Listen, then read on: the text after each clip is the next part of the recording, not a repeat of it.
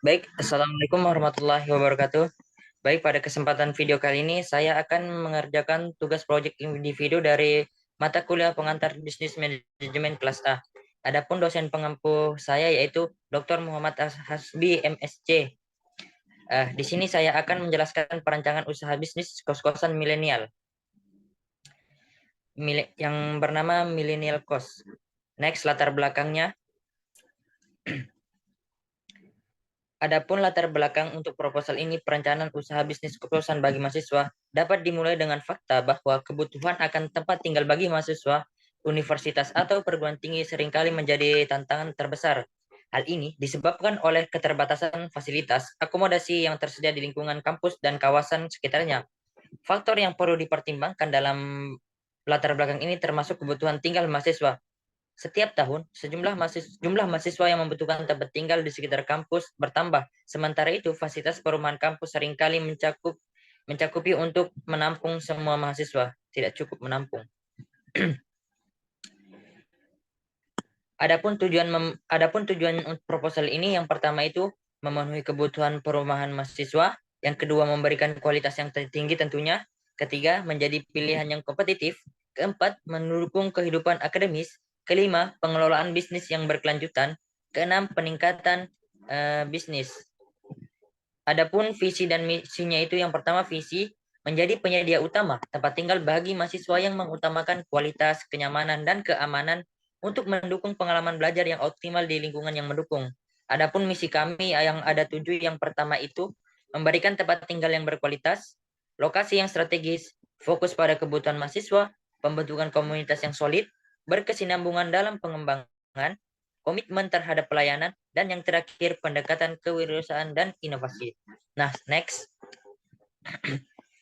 Adapun pembahasan utama yang pertamanya itu nama dan deskripsi umum usaha. Nah, di sini saya telah memikirkannya matang-matang untuk namanya sendiri yaitu Millennial Cost. Nah, apa itu Millennial Cost? Millennial Cost itu adalah sebuah jaringan kos-kosan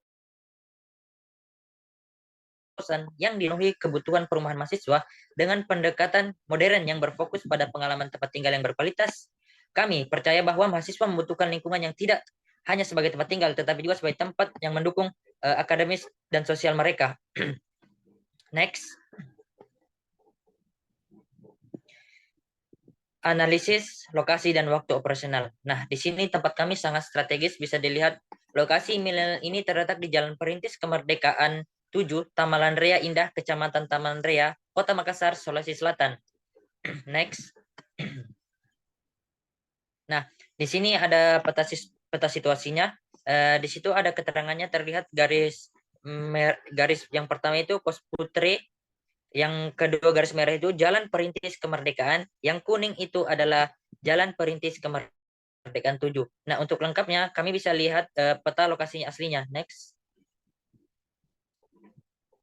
Nah, bisa kita lihat peta lokasi yang asli ada pada titik merah tersebut. Nah, bisa dilihat dari peta lokasi itu, kita sudah dekat dari beberapa kampus. Yang pertama kampus universitas, ada dan lain-lain. Dan untuk tempat kerja sendiri ini tidak jauh. Nah, makanya ini menjadi salah satu tempat yang strategis.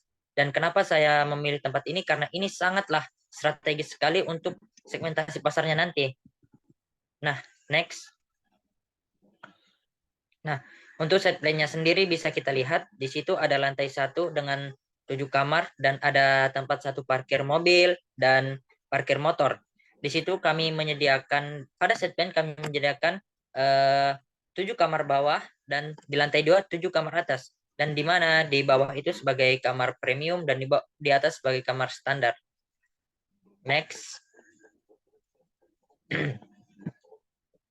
Untuk segmentasi pasarnya, yang pertama itu kami pasti menargetkan mahasiswa aktif. Kenapa kami menargetkan mahasiswa aktif? Karena mahasiswa yang sedang menempuh pendidikan tinggi di universitas atau perguruan tinggi, mereka merupakan segmen yang paling utama membutuhkan tempat tinggal yang dekat dengan kampus dan fasilitas mendukung studi mereka. Yang kedua itu mahasiswa internasional. Nah, mahasiswa internasional sendiri itu membutuhkan tempat tinggal selama masa studi mereka. Fokus pada pelayanan mendukung adaptasi dan kebutuhan khusus mahasiswa internasional. Yang ketiga itu para pekerja kantoran.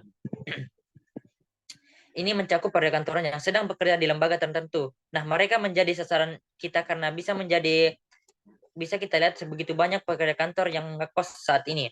Yang selanjutnya itu mahasiswa yang mengutamakan lokasi. Kenapa kami menjadikan segmentasi pasar? Pasti banyak untuk para mahasiswa itu sangat membutuhkan lokasi yang sangat dekat bagi kampus agar mereka tidak terlambat dalam pergi ke kampus. Nah, yang kelima itu para perantau. Nah, para perantau sendiri bisa kita lihat banyak perantau sekarang yang mempunyai budget lebih memilih ngekos. Karena kenapa? Karena dia bisa bebas. Next.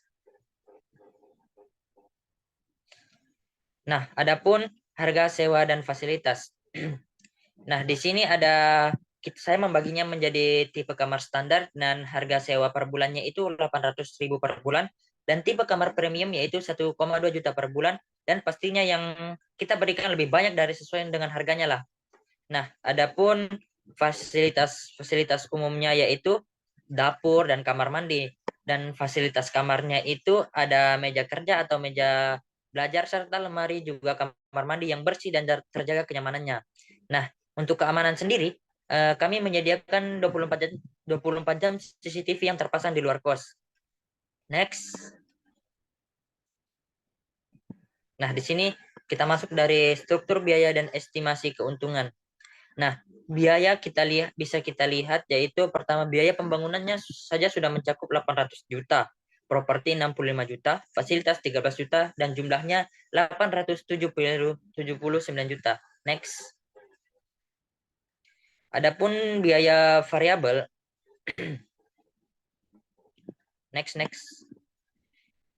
Biaya variabel itu mandor 80.000 kali 100, tukangnya lagi 54.000 kali 100 dan jumlahnya 74 juta.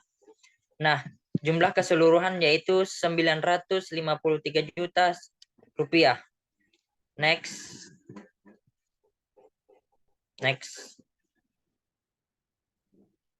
Nah, sekarang kita masuk pada resiko. Struktur biaya dan estimasi keuntungan. Nah, yang pertama itu operasi bulanan. Yang pertama pemeliharaan dan perawatan tentunya. Yang kedua biaya pengelolaan properti. Yang ketiga biaya listrik dan wifi dan CCTV. Kedua biaya pemeliharaan, dan dimaksud di sini biaya pemeliharaan itu biaya pemeliharaan rutin yang pengecatan dan pembersihan dan lainnya. Yang kedua perbaikan darurat. Next. Nah, bisa kita lihat estimasi keuntungannya. Dari kamar standar kita bisa kalikan di situ hasilnya di kamar standar per bulan kita dapat 4.800.000, kamar premium 6 juta dan total per bulan kita mendapat 10 juta. Dan modal kita bisa kembali dalam waktu 8 tahun. Next. Nah, adapun risiko. Pastinya dalam pembangunan ini pasti ada saja risiko yang kita hadapi. Nah, risiko yang pertama itu risiko perubahan kebutuhan pasar. Kenapa? Perubahan tren atau kebutuhan pasar dapat mempengaruhi permintaan kos-kosan. Dalam penilaiannya kami itu melakukan riset pasar secara teratur.